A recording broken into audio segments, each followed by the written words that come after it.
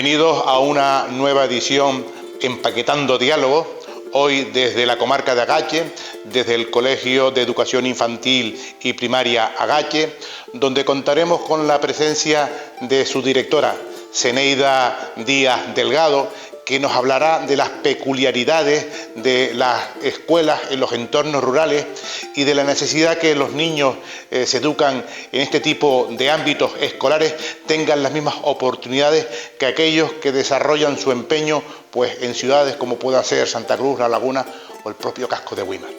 Una nueva edición del Empaquetado. Zeneida, bienvenida al Empaquetado.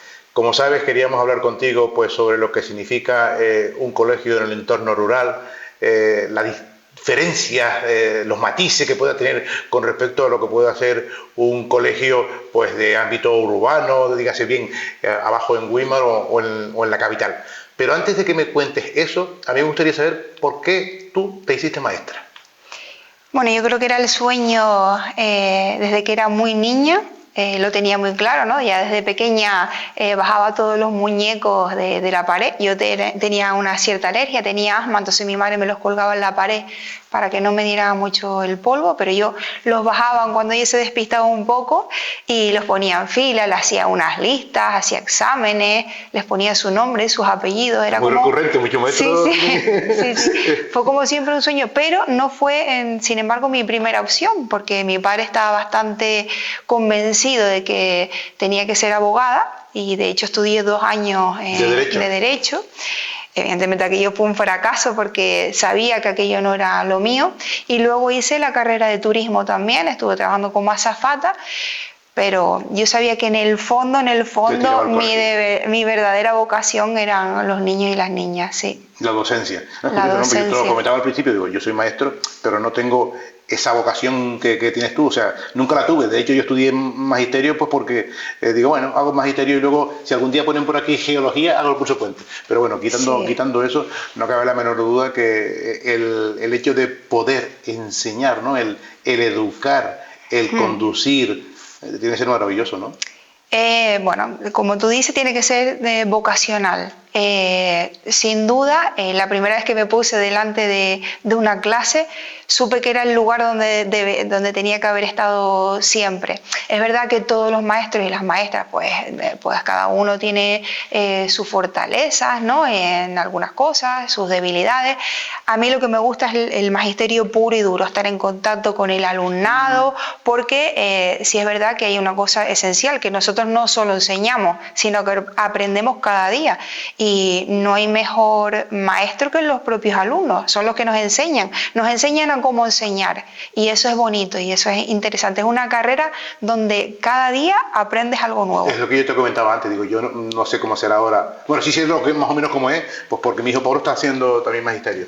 Pero cuando yo estudié, lo que te enseñaban era un montón de contenidos y luego te hablaban de 4 cosas y 4 recursos pedagógicos, pero poco más. O sea, yo soy un sote en ese sentido. Yo no sé enseñar, por ejemplo. Hombre, ha cambiado bastante cuando nosotros estudiamos a lo que es la educación de hoy en día, ha cambiado bastante.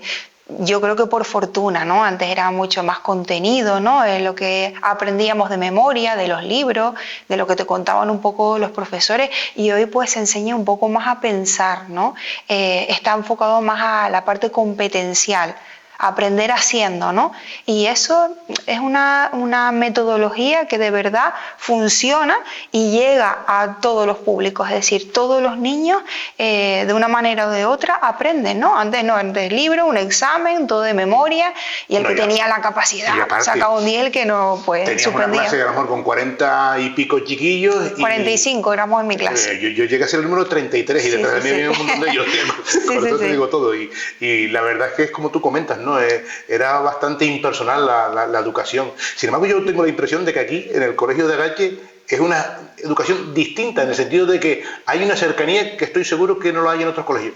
básicamente por los ratios de alumnos. Pues ¿cuántos alumnos son ahora mismo aquí? Totalmente. Ahora mismo somos 86. 86. Esto es una escuela rural, ¿vale? Es algo diferenciado de lo que es la escuela normal. Bueno, para empezar, el entorno maravilloso que tenemos, que ustedes lo han comprobado al venir, estamos rodeados de árboles, de pájaros, de naturaleza, de tranquilidad, de calma, ¿no? Y eso da un sosiego bastante importante, ¿no? Lo que nos rodea. Pero luego la atención personalizada, es decir, el haber pocas ratios de alumnos en una clase, a lo mejor, yo sé, 10, 12 niños no es lo mismo que tener 20, 25. Entonces, claro, la atención personalizada, cada niño y cada niña es diferente, los conocemos perfectamente, sabemos sus gustos, sus miedos, sus sueños, sus pequeñas historias. Entonces, es una familia. Una ventaja competitiva con respecto a lo que puede hacer otros colegios. Sí, totalmente, ¿no? Totalmente. Yo creo que muchos ciudadanos no son conscientes de lo que sería para un niño estudiar aquí en este colegio. Sí, de hecho yo siempre he estado en escuelas rurales, siempre he elegido las escuelas rurales porque marcan la diferencia. Pese a lo que puedan pensar, es verdad que también luego tiene sus dificultades, sus limitaciones, pero las escuelas rurales, el magisterio puro y duro, es decir, los niños son... Y las niñas son parte nuestra, es decir, cada mochila que entra por esa puerta está cargada de sueños, de una historia personal diferente y los conocemos a todos. Es raro que pasemos y nos digamos, fulanito, fulanita, y cuéntanos cómo te fue ayer y qué hiciste, y oye, el sábado, y al final fuiste al partido. Es decir, conocemos a las niñas, a los niños, a las familias.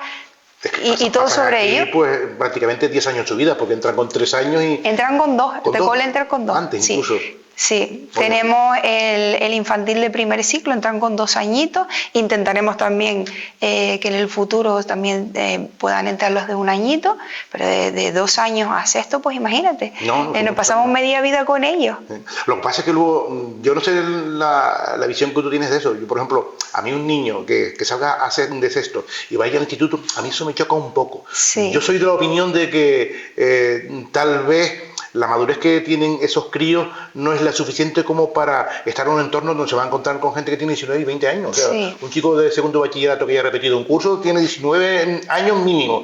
Y eso, no sé, a mí, ¿hasta qué punto puede ser positivo eso? Yo estoy totalmente de acuerdo contigo. Yo creo que el sistema de antes en ese sentido sí era mejor porque el alumno salía como más preparado, ¿no? Con más herramientas, sobre todo en la parte psicológica, ¿no? Que ir con 2 añitos prácticamente. Aquí, pues claro, imagínate, tienen que ir de un colegio pequeño a un macroinstituto donde se van a encontrar con alumnos, imagínate, de 18 años, como bien decías tú. Entonces, para ellos tiene que ser bastante duro. Ese periodo de adaptación y lo que hablábamos antes, es corto. Ese desarraigo, ¿no? Porque un niño de 12 años que está acostumbrado a este entorno, que está acostumbrado a una manera en el cual pues se da clase, lo conocen, hay, por así decirlo, unas interconexiones entre él y su entorno que luego abajo en Weimar, por ejemplo, o en cualquier otro sitio no lo va a encontrar. No tiene que ver, nada que ver, es decir, incluso aquí intentamos mucho pues preparar al alumnado de cara al instituto, ¿no? También tenemos ciertos programas como el de Estela, ¿no? Que es un poco el de transición, de acompañamiento al alumnado, pero sabemos que es difícil y antes era más llevadero, ¿no? Porque tú llegabas al instituto con 14 añitos, 15 añitos, era otra cosa, ahora más complejo, ¿no? Pero bueno, aún así los niños y las niñas siempre se adaptan a todo, ¿no? Está bien, son resistentes, ¿no? En el sentido que son los seres más fuertes que yo he conocido en la vida y de los que aprendo, vamos, son mi ejemplo a seguir cada día, de verdad. Mira, y una cosa con los niños, es decir, porque no solamente es el hecho de que el colegio funcione y que de alguna manera pues hay una enseñanza, digamos, focalizada en ello, sino también pues el entorno influye de una manera negativa y te voy a decir por qué. Porque vivimos en un entorno rural donde desgraciadamente pues no hay tanta gente joven como podría haber, por ejemplo, en el puertito de Weimar. La población ha ido envejeciendo con el paso de los años paulatinamente. No sé si eso es una dificultad añadida para el centro o es una oportunidad.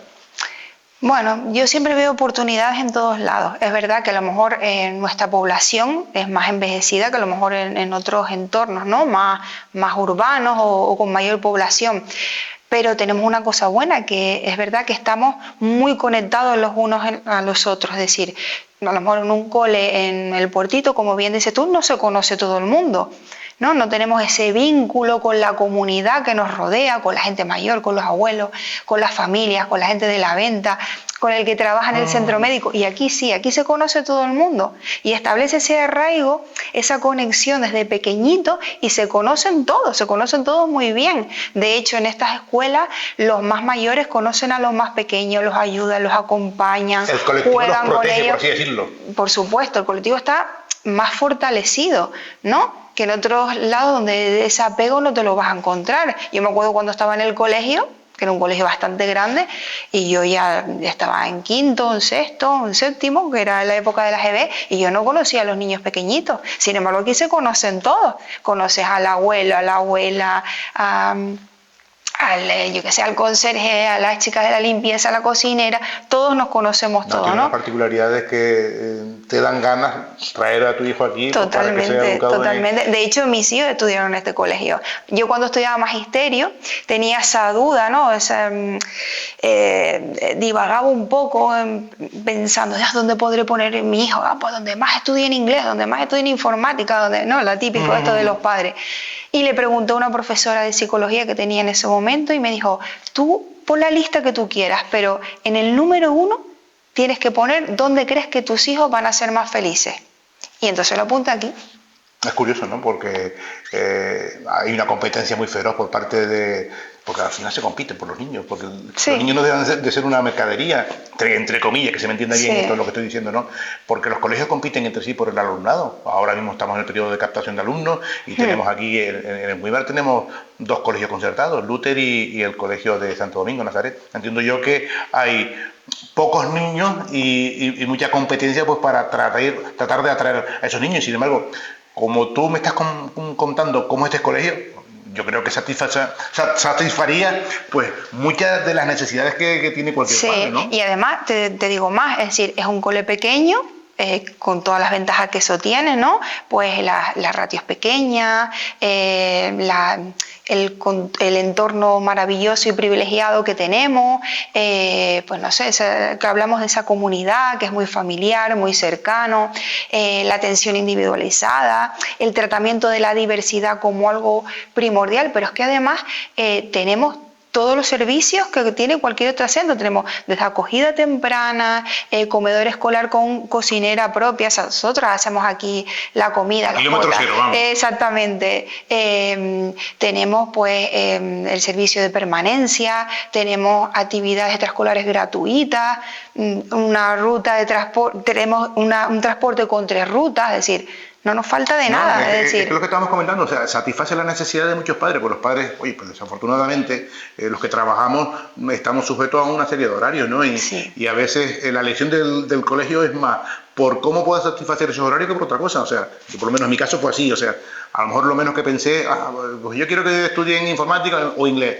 No, lo buscabas que estuviese lo más cerca del trabajo, tanto mío como el de mi mujer, y que fuese pues más o menos, yo qué sé. Claro. No te fijabas en esos aspectos, y sin embargo, ahora viéndolo con otras perspectivas, digo, hubiese hecho las cosas distintas. Totalmente. Bueno, yo lo tuve claro desde el principio, ¿no? Y de hecho mis hijos vienen hoy al colegio, ¿no? Suelen venir mucho por aquí. Y se les nota la cara no sé, de esos ojos de felicidad, del cariño, sí, porque al final te has criado con los niños con los que estudiaste en el colegio, y eso es súper importante. El arraigo para un niño es muy importante, y eso hay que tenerlo en cuenta también. Eso es algo que, como tú bien comentas, tenemos que focalizarlo, porque en muchas ocasiones desde las administraciones se ven ratios, se ven números, pero no se ven a las personas que forman esos números y esos ratios. Y yo creo que es un gran error que cometemos, ¿no? Porque a veces se cometen injusticias. O sea, leí esta mañana una serie de, en este caso, escuelas infantiles que van a cerrar pues, en Zárate, que es un barrio bastante deprimido de Gran Canaria, o en Santa Cruz. Y dices tú, es que sí, los números te dicen que hay pocos alumnos, que ha ido bajando el alumnado, pero tú tienes que pensar que la educación pública no está para ganar dinero.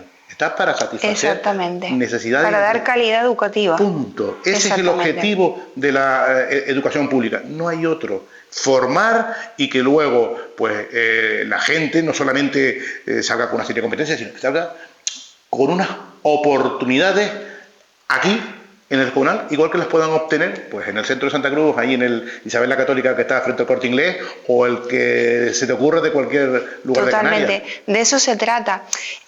A ver, si hay una parte negativa, es que, bueno, para la consejería, igual que para cualquier administración, los números importan, como tú dices. Entonces, pues los recursos económicos y los recursos humanos van en función del alumnado. Entonces, imagínate las limitaciones que tenemos muchísimas veces nosotros. Tenemos que ir tirando de lo que podamos. Inventiva. Tocando. Somos súper creativos y luchadores, eso sí, a más no poder. Aquí luchamos por todo. Estamos todo el día peleando en el buen sentido de la palabra, tocando todas las puertas, llamando a todo el mundo. Contamos, de verdad, con el ayuntamiento que nos avala y nos ayuda en muchísimas cosas. En las y que cubre a lo mejor lo que no debe desde la bueno, vamos, ni les puedo contar porque sin ellos muchas veces no podemos ni pagar las facturas, ¿no?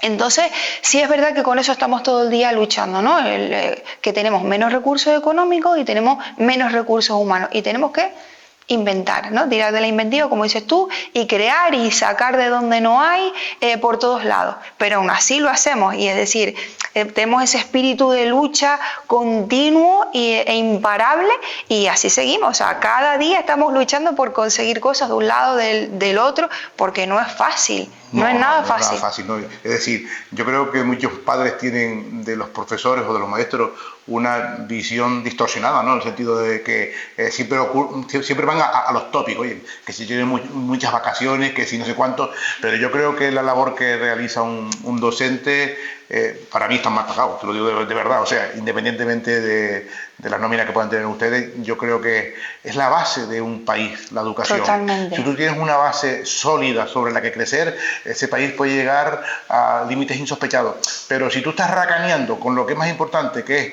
la educación, porque aquí es donde se forman los futuros médicos, enfermeras, abogados, ingenieros, agricultores, porque aquí todo el mundo, de alguna manera, su vida siempre empieza por un maestro. Y todo el mundo es importante, es verdad. Y me da mucha pena, sinceramente, ¿no? Cuando oigo hablar a veces de los profesores, de nuestra profesión, de los maestros, me da mucha pena, porque si supieran la importancia que tiene hoy en día un maestro, una maestra en la vida de los niños, pues le darían mucho más valor. Es decir, ya no somos meros docentes, ¿no?, de enseñar matemáticas, lengua, inglés, ya somos psicólogos, somos planificadores familiares, somos acompañantes, somos escuchantes, es decir, y somos muchas veces su ejemplo también para los niños.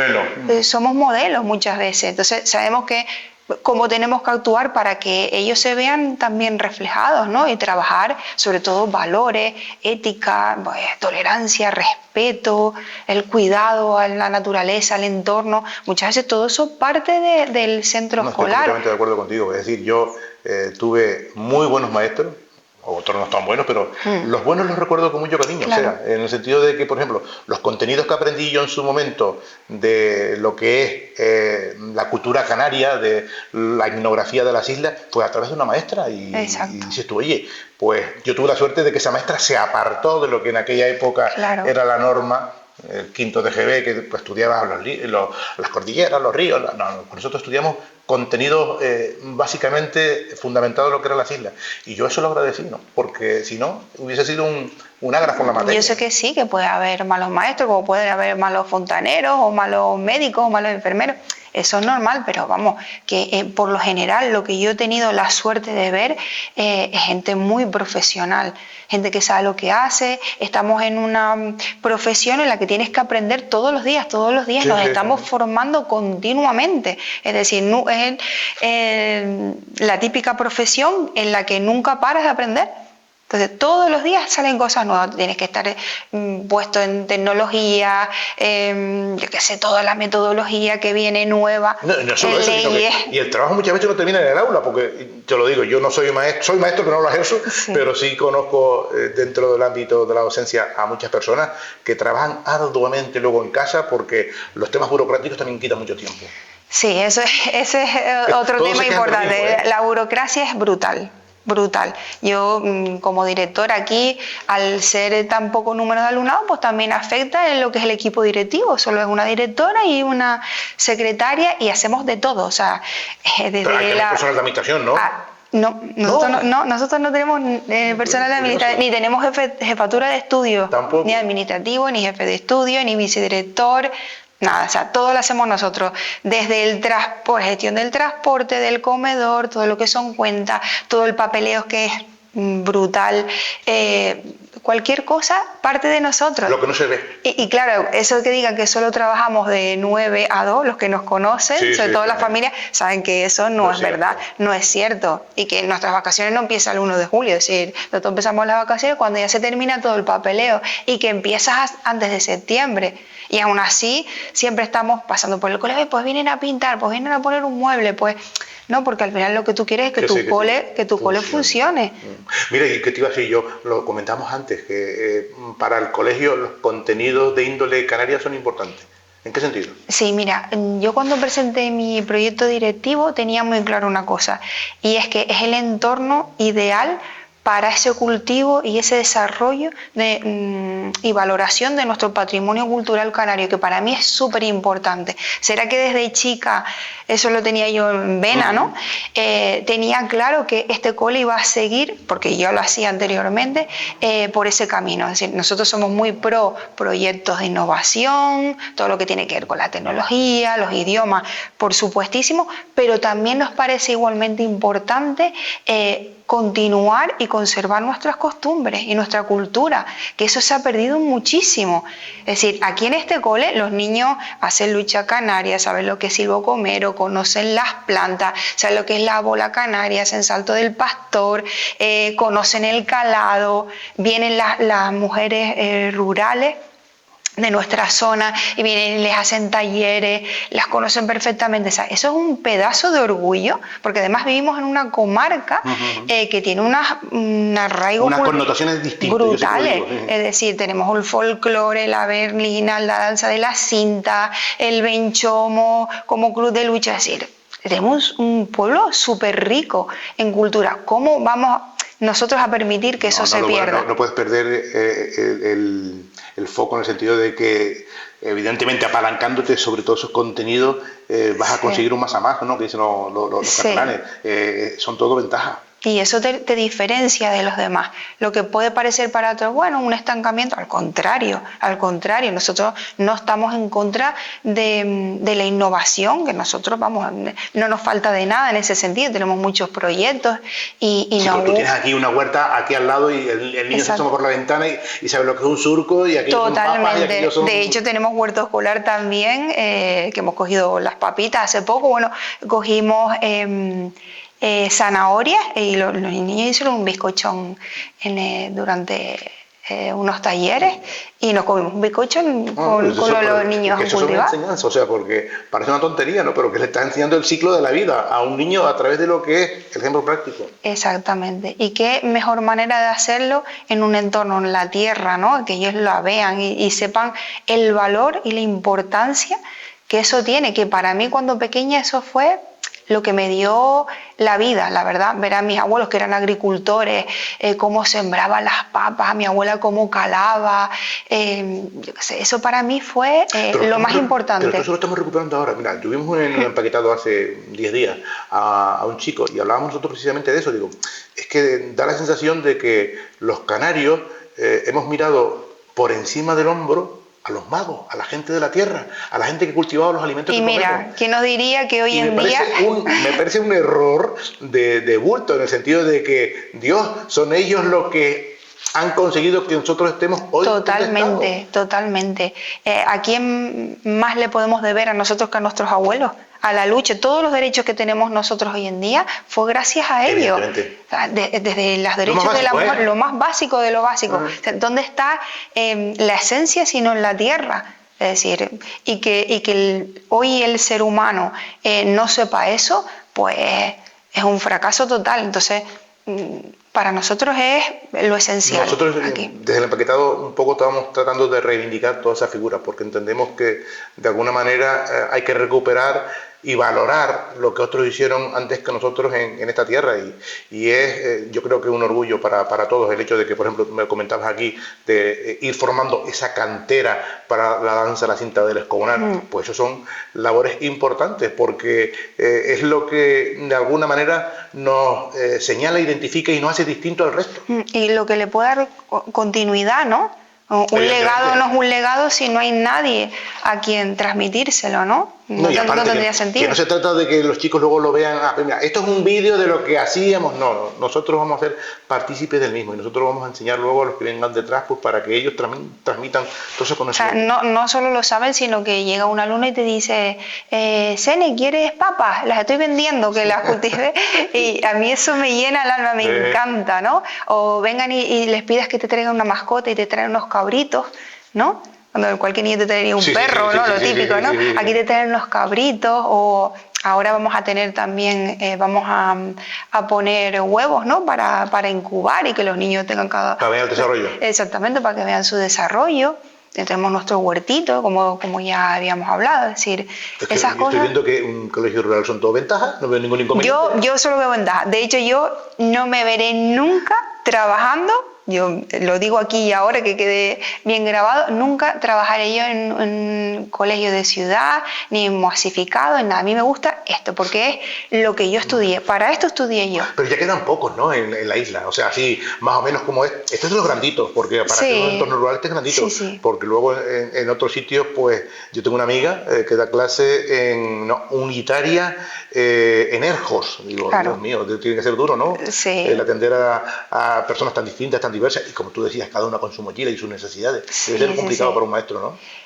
Yo qué sé, yo como para llevártela a contar, y yo veo ventajas. Es decir, yo he trabajado en las escuelas rurales, donde hay en una clase varios niveles, y lejos de parecer algo complicado o algo que es limitante, para mí han sido todos ventajas. Y los niños más mayores ayudan a los pequeños, la diversidad enriquece muchísimo, muchísimo las aulas.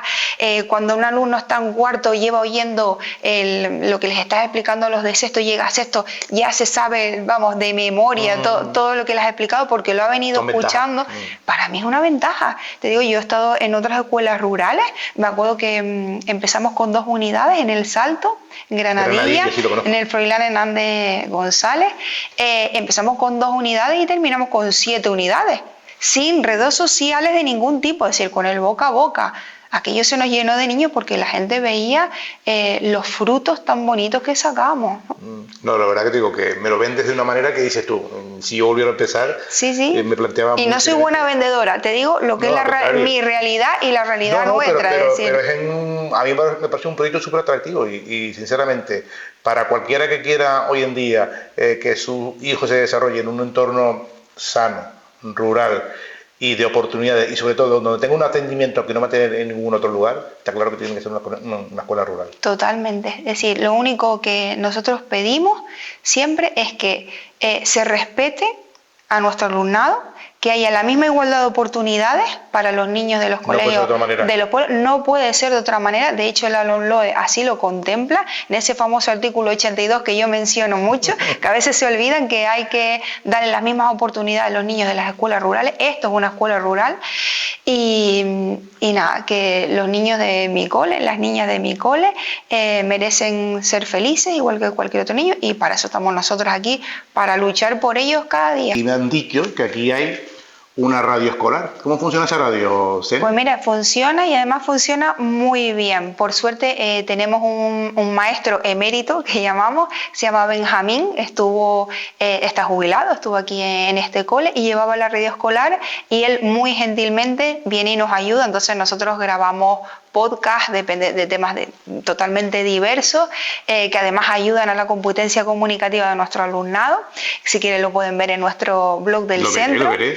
Sí, y nada, la verdad que funciona bastante bien y estamos muy contentos. Yo soy consumidor de podcast, me encanta escuchar, por ejemplo, cuando estoy haciendo una actividad como caminar, en la bicicleta no, porque la bicicleta tengo que ir con los 5 sentidos, pero cuando camino voy escuchando podcast y me parece una manera muy interesante de comunicar, ¿no? Y que los niños puedan llegar a otros niños o adultos a través de esas maravillosas grabaciones. O sea, me parece un proyecto súper interesante. De hecho, el último podcast que hicimos fue conmemorando el Día de la Mujer y vinieron pues abuelas del centro a contar sus historias como mujeres del campo. Y todo eso quedó grabado, o sea que es un material inédito, irrepetible y es como un pequeño tesoro que tenemos en el cole. Es una fonoteca que luego en un futuro cuando los niños crezcan y vean lo que hicieron. Eso es maravilloso. Eso es maravilloso. Escucharse las vocecitas, eso es fantástico. Te digo, la verdad que tienen unas oportunidades que si las aprovechan pueden llegar lejos. Estoy completamente seguro. Muchas gracias. Agradecer a Zeneida esta conversación que hemos tenido, porque se trata de eso, de un diálogo, ¿no? A mí me ha parecido súper enriquecedora, porque me ha ayudado a conocer un entorno escolar que desconozco. O sea, yo soy maestro, pero estoy tan alejado de la realidad y tan oxidado que todo lo que me has contado me parece maravilloso, ¿no? Y sobre todo la ilusión que transmites a la hora de hablar de lo que es un colegio en una zona pues como es la comarca de Agache, aquí en Güímar. Bueno, pues yo me alegro mucho que hayan venido hasta aquí, que hayan conocido nuestro cole. Les invito a venir cada vez que quieran. Es un cole de puertas inmensamente abiertas. Y nada, pues por aquí les espero y nada, que tengan un buen viaje a donde quiera que vayan. De retorno. De retorno. Pues les emplazamos a todos ustedes a un nuevo programa del Empaquetado y a seguirnos tanto en las redes sociales pues como en la página de YouTube. Saludos.